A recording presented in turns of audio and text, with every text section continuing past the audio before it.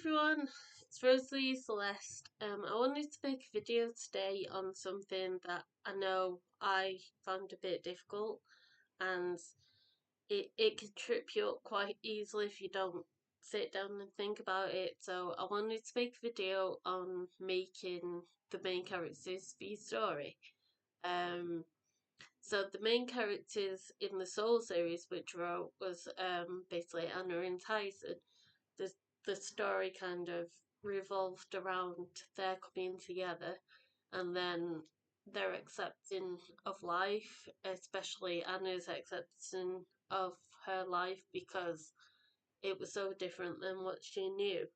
Um, then further on into the story, and then into the next two books, um, more characters were introduced, which again, it wasn't very easy because I had to give these characters the layers that the other characters had.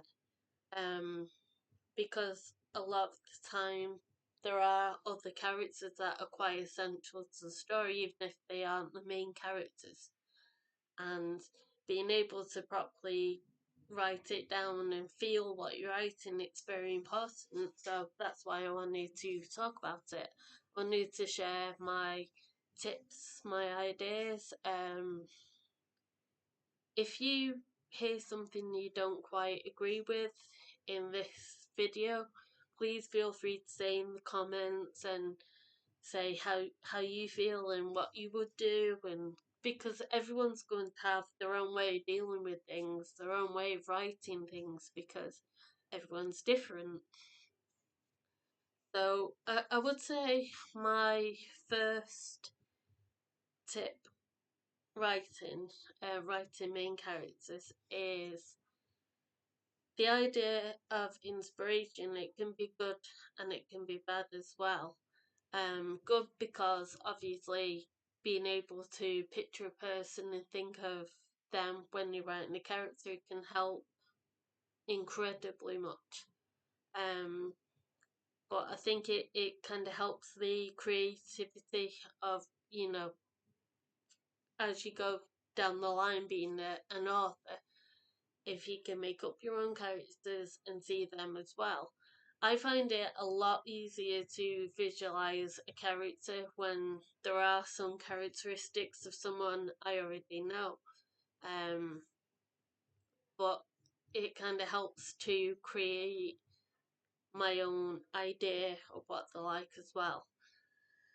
So for example, I could think, right, there's a character and they have a certain accent, and you think of a person who has that accent, their voice would be that way, so it helps in that way.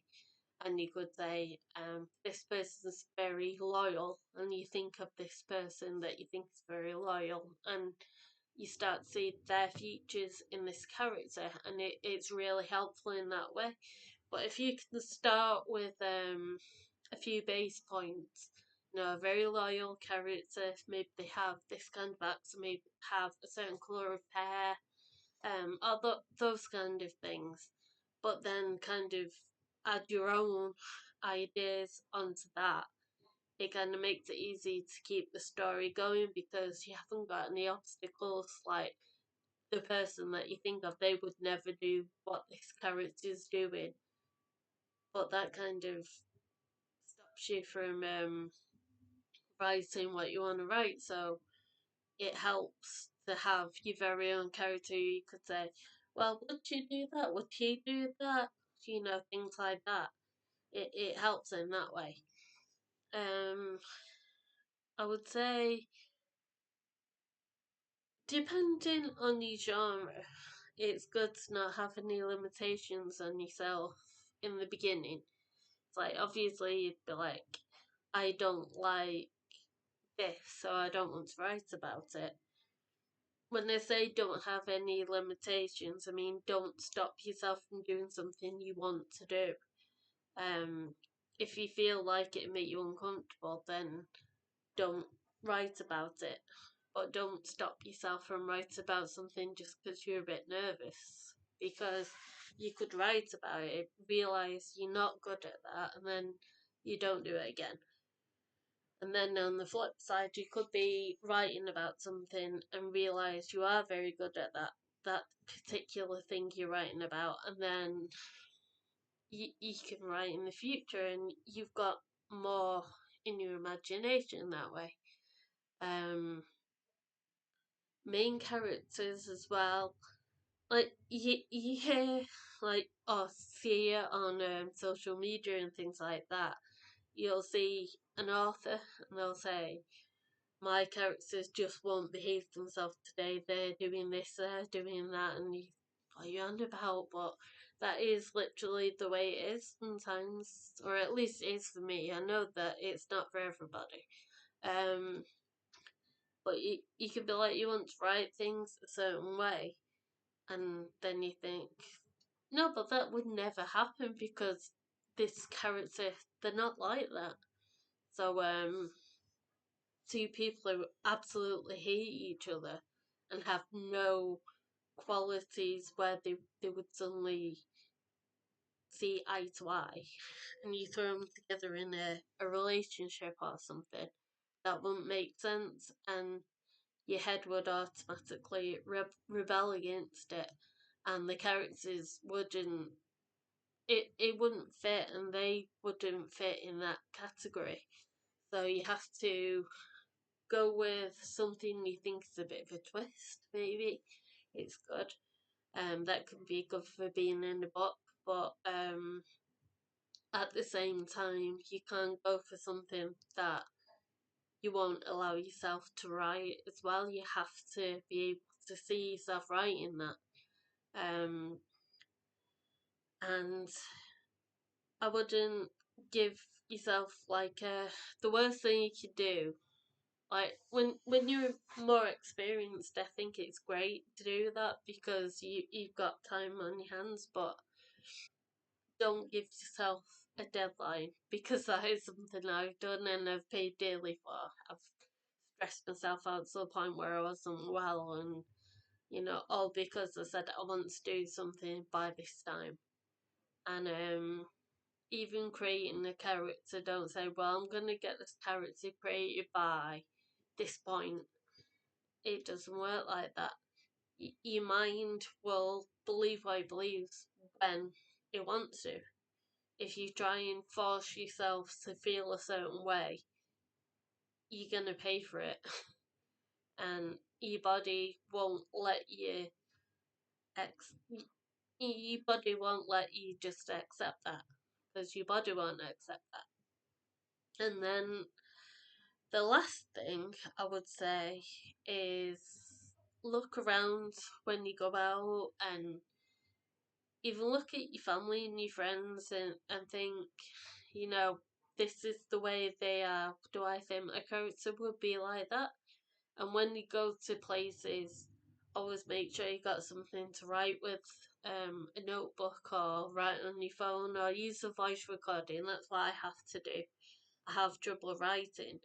So if I am in a rush or I'm out somewhere, I have to get my phone and find somewhere quiet and use the voice recorder and say what's going on in my mind, and that helps. I do that with if I have dreams. If I have a particular dream that stands out, I'll write it down so that I can remember it. And it does help because you sit back and you think, can I put this into my story? Can I write this into a book? And